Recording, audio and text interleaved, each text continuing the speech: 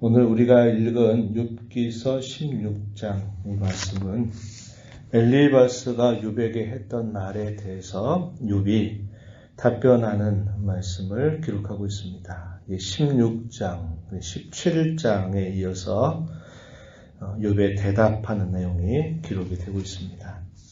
오늘 읽어가는 이 말씀 속에 우리가 확인하는 내용은 먼저는 엘리바스 그리고 그 곁에 있는 다른 친구들에 대한 욥의 대답하는 말, 그것이 기록이 되고요.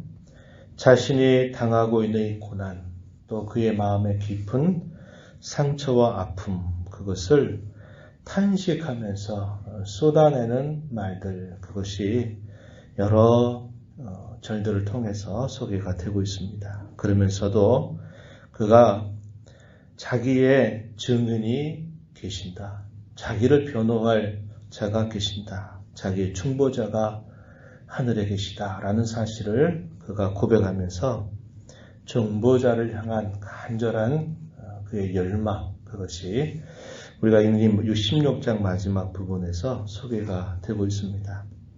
엘리바스가 했던 이야기는 처음에 욥에게 했던 그 이야기를 다시 한번 더 강화하고 반복하는 뜻이 있었습니다.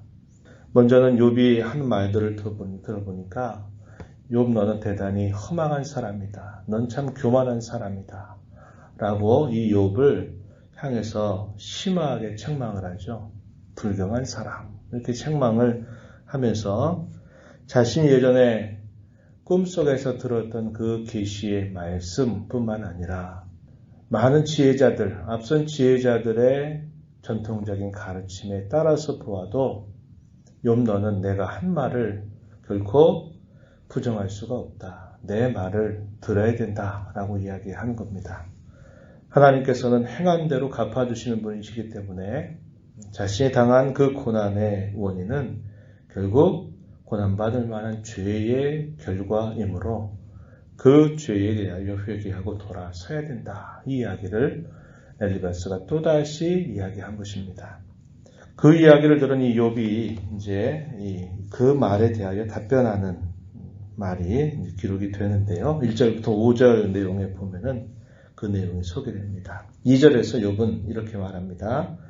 이런 말은 내가 많이 들었나니 너희는 다 재난을 주는 위로자들이로구나. 이렇게 말합니다. 엘리바스를 포함해서 그 곁에 있는 두 명의 친구들까지 다 말하기를 재난을 주는 위로자들이다. 이렇게 표현합니다.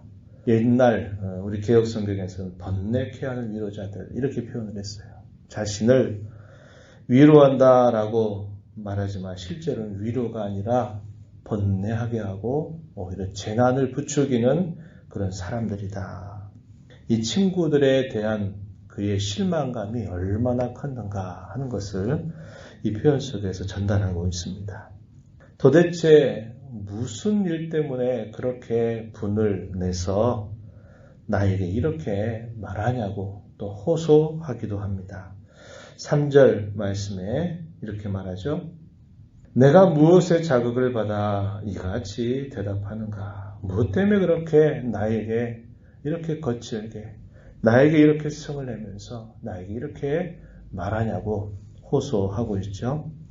욥은 계속적으로 말합니다. 내가 만약에 너희들의 처지에 있다면 나도 너희처럼 충분히 할 수 있다. 하지만 나라면 그렇게 하지 않을 것이고 오히려 나는 정말 어려움에 처해져 있는 사람을 나는 세워주고 돕고 싶다. 난 그렇게 하지 않을 거다. 이렇게 이야기를 합니다.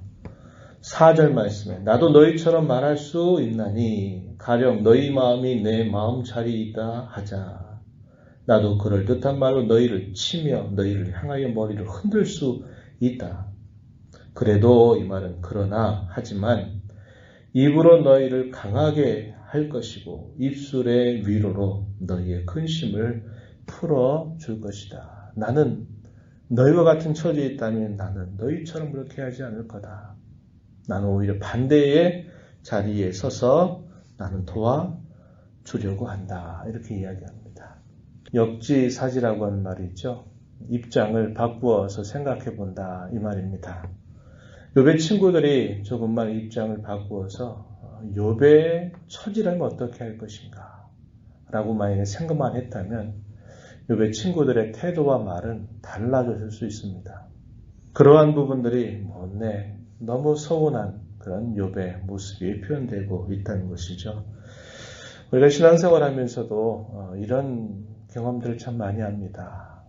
당신이 내 입장이라면 이렇게 하겠냐고, 나는 그렇게 하지 않을 거다고 이런 생각을 느끼게 할 만큼 참 서운함을 느끼게 될 때가 이 신앙생활 가운데서 우리도 간간히 경험하고 있는 부분입니다. 우리가 항상 그러한 일들을 대할 때마다 입장을 좀 바꾸어서 생각하는 자세를 갖는다면 우리가 많은 실수를 줄이게 될 것이고 또 우리가 다른 사람을 유익하게 하는 일을 할 수 있게 될 겁니다. 우리가 하나님을 섬긴다 그럴 때도 마찬가지죠. 하나님은 그 백성들의 모든 것들을 다 속속히 하시면서 그들을 끊임없이 생명의 길로, 구원의 길로 그들을 인도해 가시죠. 근데 문제는 항상 하나님의 백성들 편에서 문제가 생깁니다. 하나님을 오해하게 되고 하나님 마음을 우리가 깨닫지 못해서 늘 우리 하고 싶은 대로 그렇게 하게 될 때가 참 많은 거죠.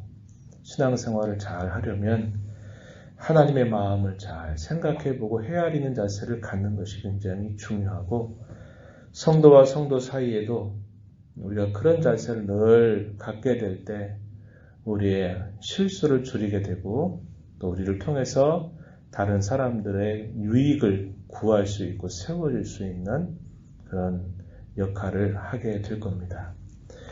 욥의 친구들에게 서운한 부분이 바로 그 부분입니다. 너희가 만약에 나와 같은 처지에 있게 된다면 너희는 어떻게 할 거냐?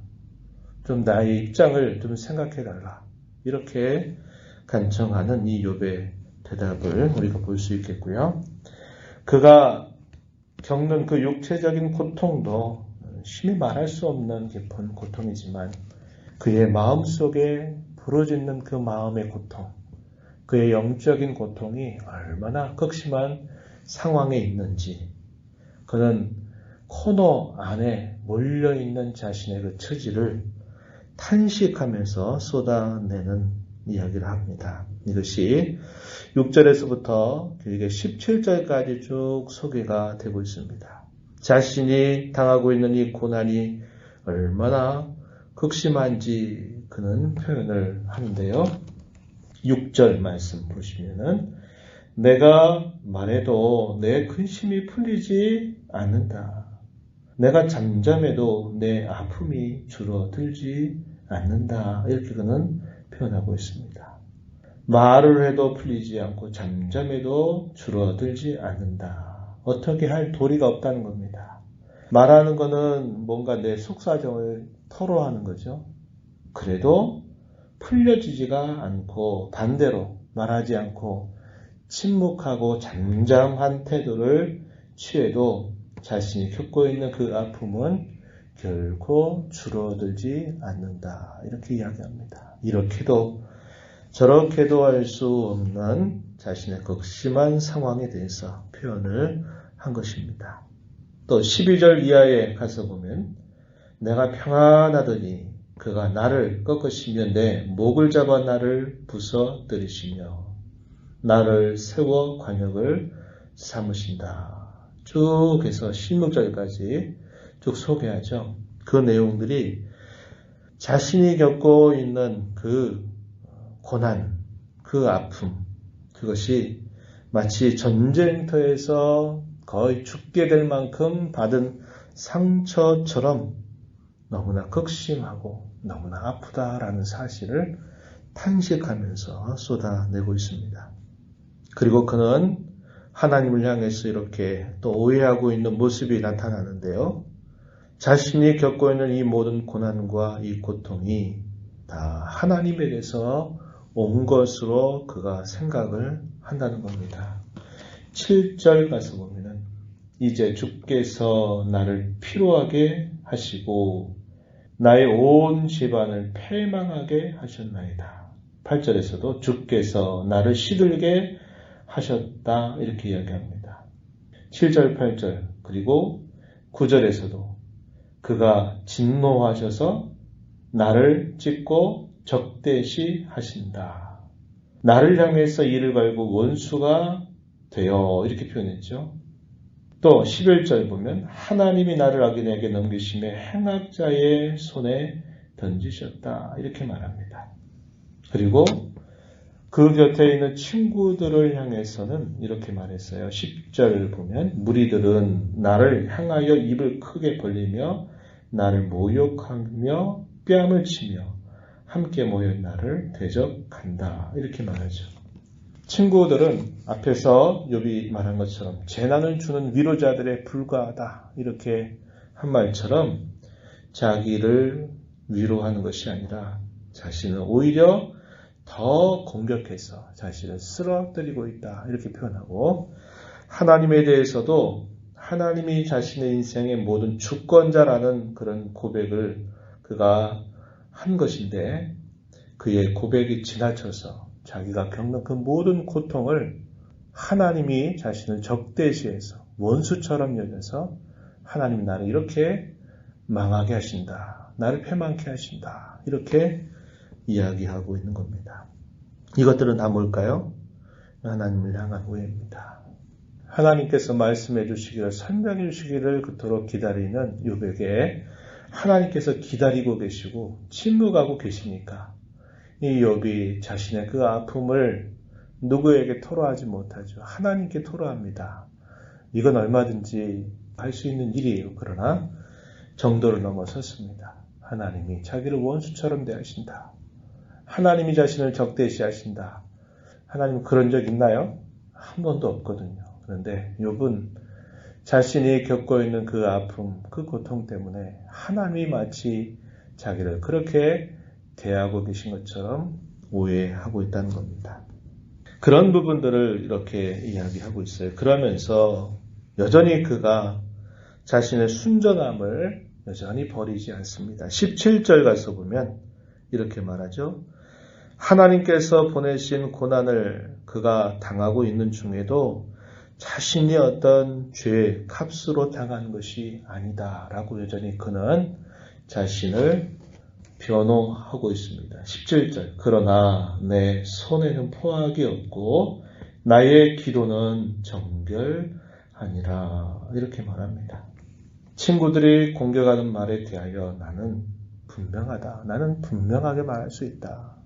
누가 나에게 뭐라고 한다 하더라도 나는 그 부분을 분명하게 이야기할 수 있다. 하나님께서 이 모든 일들을 다 알고 계신다. 이런 자세를 갖고 내 손에는 포악이 없다. 다시 말해서 나는 죄의 값으로 받는 이런 고통이 아니다. 라고 그것을 여전히 붙들고 있는 욥의 모습을 보여주고 있습니다. 그러면서 이제 그가 돌아오지 못할 죽음으로 갈 일이 얼마 남지 않았다라고 생각을 하면서 그가 간절한 소원 그리고 그 소원 속에는 그의 확신이 녹아져 있는데요. 그 표현이 18절에서부터요. 21절까지 쭉 소개가 되고 있습니다. 이 부분이 또 욥기에서 굉장히 중요한 부분이에요. 18절에 보면 땅아 내 피를 가리지 말라 나의 부르짖음이 쉴 자리를 잡지 못하게 하라. 지금 나의 증인이 하늘에 계시고 나의 중보자가 높은 데 계신다. 나의 친구는 나를 조롱하고 내 눈은 하나님을 향하여 눈물을 흘린다. 21절에 사람과 하나님 사이에와 인자와 그 이웃 사이에 중재하시기를 원한다. 이렇게 표현합니다. 여기 보면 어떤 표현들이 있냐면 나의 증인이 19절에 표현했죠. 그리고 나의 중보자 이걸 다르게 말하면 나를 변호해 주시는 분 나의 변호자라는 말로도 표현할 수 있는 말입니다. 그리고 또 뭐라고 이야기했냐면 나의 중재자라는 말을 또 사용했습니다. 그래서 여기 표현해보면 나의 증인, 나의 변호자, 나의 중재자 그가 하늘에 계시다라고 이렇게 표현하고 있는 말이죠. 하나님만이 자신에게 진정한 증인이 되시고 자기의 변호자가 되시고 자기의 중재자가 되신다라고 그는 여전히 확신을 가지고 있는 겁니다. 한편으로는 하나님이 자신을 적대시하고 원수처럼 대하시는 것 같이 그가 신음하고 있지만 또 한편으로는 하나님만이 내 이 모든 부분들을 증명해 주실 수 있는 분, 나를 옹호해 주실 수 있는 분, 나를 중재하실 수 있는 분이라고 그는 고백을 하고 있는 겁니다. 그러면서 그 하나님께서 속히 내가 죽기 전에 이 내 모든 부분들을 가려주시기를 말씀해 주시기를 구하는 욥의 모습이 나타나고 있습니다. 하나님을 오해하게 되면 그 오해로부터 모든 것들이 흔들리게 됩니다. 물론 욥은 굳건한 확신을 붙들고 있어요. 그러나 많이 흔들리고 있는 모습을 보여주게 됩니다. 이게 왜 그럴까요? 하나님에 대한 오해 때문에 그래요. 그런 하나님에 대한 확신을 견고하게 붙잡게 되면 흔들리지도 않는 겁니다. 그래서 이 확신과 오해 사이에서 오락가락하고 있는 이 욥의 모습을 보게 돼요. 우리도 그러한 극심한 어려움을 겪게 되면 우리도 여전히 그럴 수 있다는 것을 알게 된다는 겁니다. 그러나 우리가 때때로 오해하고 흔들린다 하더라도 누가 우리를 붙들어 주실까요? 하나님이 여전히 그 가운데서 우리를 붙들고 계심을 우리는 분명히 기억해야 되고 믿어야만 한다고 하는 겁니다. 담대할 수 있고 의연할 수 있고 당당할 수 있는 것은 하나님을 향한 확신이 견고하게 서 있을 때 가능한 일입니다. 그러나 우리가 하나님을 때때로 오해하게 될 때는 이 확신과 그 흔들림 속에서 오락가락하게 되는 일들이 있을 수 있다는 것을 우리는 알게 되죠. 하나님은 언제나 우리를 붙들고 계십니다. 기다리시는 것처럼 보여도 우리를 붙들고 계신 것이고 침묵하는 것처럼 방관하는 것처럼 보여도 하나님은 여전히 우리를 붙들고 계십니다. 우리가 삶의 한 순간순간들을 살아가기 위해서는 우리를 붙들어 주시는 분이 없이는 우리는 한순간도 살아갈 수 없기 때문에 그렇습니다. 예수 그리스도 그분은 우리를 위한 중보자로 여전히 우리 곁에 함께하고 계시다는 사실을 우리는 믿음으로 붙잡아야 한다는 것 언제나 잊지 말아야 합니다. 우리에게 영원한 중보자가 되셔서 우리로 하여금 하나님 앞에 늘 서게 하시고 대적 원수로부터는 언제나 우리를 보호하시고 우리를 감싸주시는 그 주님이 늘 우리 곁에 계시다고 하는 이 사실을 굳게 붙잡고 주님을 늘 의지하며 또 바라보며 살아가는 저와 여러분 모두가 되기를 진심으로 바랍니다. 하나님 아버지 감사합니다. 이 새벽 시간에도 저희들을 주 앞에 불러주시고 입술을 열어서 하나님의 말씀을 또 읽고 귀를 열어 듣게 하시고 이 시간도 하나님 앞에 기도하며 또 이 하루를 주 안에서 시작하게 하시니 그 은혜와 사랑이 참으로 큽니다.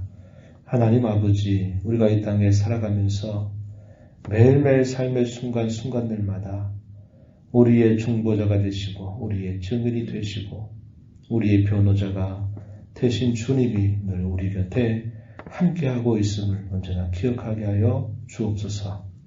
인내하게 하시고 굳건한 확신을 가지고 살게 하여 주셔서 이런저런 상황들에 의하여 휘둘리지 않게 하시고 견고한 신앙을 가지고 늘 주님을 신뢰하며 주님을 바라보며 주님을 찾으며 주의 영광을 구하며 살아가는 저희들의 삶이 되게 해주시기를 원합니다. 때때로 저희들이 연약해서 흔들릴지라도 그 흔들림 속에서도 여전히 우리를 붙들고 계신 그 하나님을 언제나 신뢰하며 늘 하나님을 의지하며 살아가도록 저희들을 붙잡아 주옵소서. 이 새벽 시간 은혜의 보좌 앞에 나와서 아버지 은혜를 간절하게 구하는 모든 사랑하는 자녀들의 간구를 주께서 들어주시고 응답하시고 기도 가운데 주님과 함께 신령한 교제를 나누게 하여 주시고 이 하루 주 안에서 승리하며 살아가도록 은혜를 베풀어 주옵소서. 귀하신 예수님의 이름으로 기도하옵나이다. 아멘.